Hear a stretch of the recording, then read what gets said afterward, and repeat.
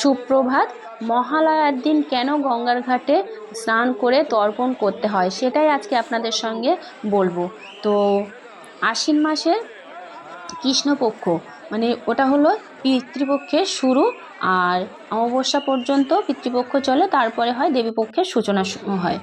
তো এই 15 দিন হয় পিতৃপক্ষের শুরু। তো এই সময় আমাদের পূর্বপুরুষরা এই তর্পণ কথাটি এসেছে ত্রুপ থেকে। ত্রুপ মানে দোষ ত্রুটি। তো কোনো দোষ ত্রুটি থাকলে আমাদের পূর্বপুরুষরা মুক্তি পায় না। তো তখন এই সময়টা, এই কৃষ্ণপক্ষ, এই 15 দিন আমাদের পূর্বপুরুষরা মর্তের কাছাকাছি চলে আসে মুক্তি পাওয়ার জন্য, মানে নিজেদের কাছের মানুষদের কাছ থেকে মুক্তি পাওয়ার জন্য। তো এই মুক্তিটা কিভাবে হবে, এই তর্পণ করলে সেই মুক্তিটা হয়। তো এটা কিভাবে এসেছে সেটাই আমি জানাবো। তো কথিত আছে দাতা কর্ণ খুব দান ধ্যান করতেন। কি দান ধ্যান করতেন না, উনি ধন রত্ন মণি মাণিক্য খুব ধনসম্পদ দান করতেন, কিন্তু কোনো দিন অন্ন জল দান করেননি। তো যখন মহাভারতের যুদ্ধে উনি যখন মারা যায়, তখন উনি স্বর্গে গিয়েছিলেন, ওনাকে খেতে দেওয়া হয়েছিল ধনরত্ন মণিমাণিক্য। তখন উনি জিজ্ঞাসা করেছিলেন যে কেন আমাকে এই সব খেতে দেওয়া হচ্ছে।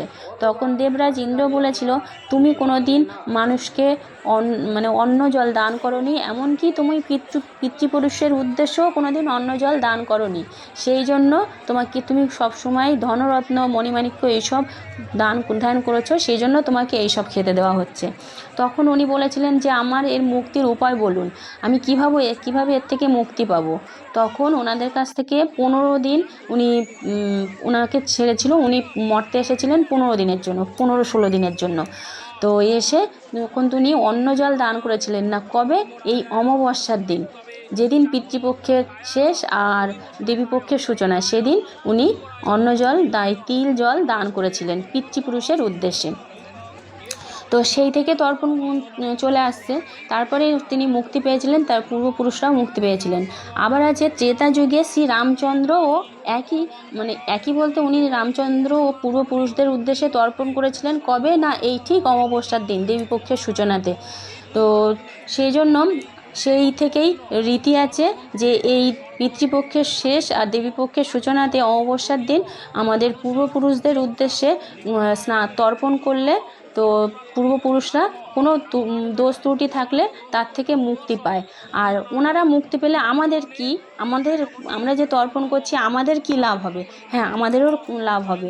সেটা হলো ওনারা মুক্তি পেলে ওনারা আশীর্বাদ করবে আমাদের, যে তর্পণ করবে তাকে আশীর্বাদ করবে, সে তখন সব কিছুতে জয়ী হবে।